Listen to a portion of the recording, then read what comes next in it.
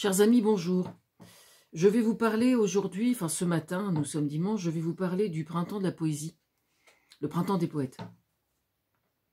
Il y a quelques semaines, la Russie vient de déclarer la guerre à l'Ukraine. Curieuse entrée en matière pour présenter l'événement. Car si une entrée en guerre aux portes de l'Europe jette un sentiment d'effroi, précisément, et en dehors du contexte d'urgence qui saisit chacun d'entre nous, quelles qu'en soient les raisons alors, il faut impérativement se saisir plus que jamais de la moindre opportunité pour lâcher prise avec l'actualité, ou en tout cas, celle qui nous fait peur et nous traumatise.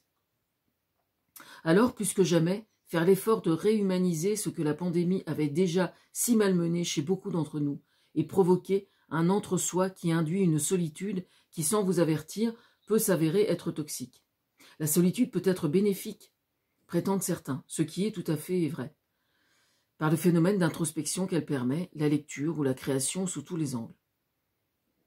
Mais sur le long terme, elle demeure, j'en suis absolument convaincue, plus dangereuse que bénéfique, par le phénomène de rumination qu'elle peut induire.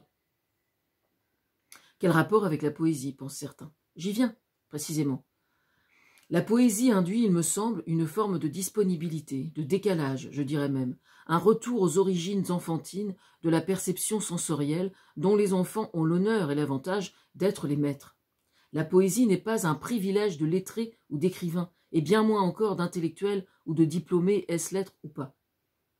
C'est une petite fille de quelques années qui un jour, alors que passait devant elle un magnifique trois-mâts et sa cohorte de marins, tous debout sur les mâts, était obnubilée, les bras en croix, je précise, était obnubilée par un petit bateau de 20 cm en plastique, à sa mesure, donc à elle, qu'elle trouvait si rigolo à se dandiner ainsi sur les petites vagues. Quant aux marins en question, si fiers de leur prouesse, mais qu'étaient-ils donc allés faire dans cette galère? C'est exactement ça la poésie véritable, saisir n'importe quel prétexte, surtout si c'est perçu par les autres comme inutile, précisément de futile, de rien du tout, surtout si les adultes, eux, n'y pigent décidément absolument rien. Pour y parvenir, certains poètes ou autres artistes vous prêtent leurs escabeaux afin de vous y hisser. Alors, ne perdez surtout pas cette magnifique opportunité. Le printemps de la poésie, voyez-vous, c'est fait très exactement pour ça. La petite fille en question, c'était Clémentine, ma fille aînée, sur le quai de la Seine, à Duclair, Armada 1989, la toute première. Je recommande, pendant que j'y suis, je fais un package Pavie-Barentin, je recommande jusqu'à ce soir encore, le printemps des poètes jusqu'à la fin du week-end prochain. J'y suis personnellement cet après-midi au Colombier avec mes tableaux, notamment, avec mes tableaux, mes livres, etc. Si vous voulez venir refaire le monde, c'est le moment où jamais, de 14h à 16h en ce qui me concerne.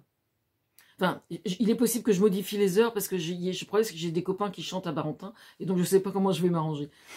Mais bref, de toute façon, il y a encore le week-end d'après. Il se trouve que ce week-end, il y a le festival Moi Amateur à Barentin, auquel je suis très attachée aussi. Et donc j'ai plein de trucs à aller voir aussi dans l'après-midi. Donc Pavilly-Barentin, c'est the place to be. The place to be pour ce week-end.